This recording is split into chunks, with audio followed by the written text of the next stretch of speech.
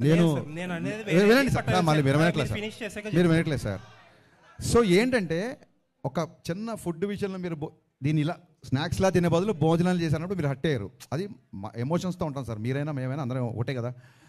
అలాంటిది ట్విట్టర్లో కొన్ని కామెంట్స్ ఎలా ఉంటాయంటే పేరెంట్స్ని ట్యాగ్ చేస్తూ లేకపోతే ఇంకోటి బూతులతో ఉంటుంది. సో హర్ట్ అవడం అనేది సహజం, అది మీకు అర్థమైంది అనుకుంటా.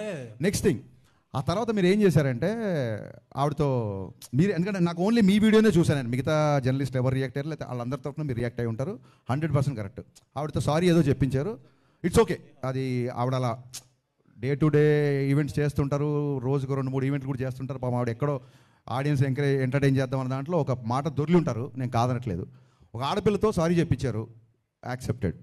కానీ మీ సురేష్ కొండేటి, నాకు మొహమాటం లేదు, సురేష్ కొండేటి ఒక ఆడపిల్లని క్వశ్చన్ చేసినప్పుడు మీరు అతనితో కూడా సారీ చెప్పించాలి కదా. అకౌంటబిలిటీ లేదు.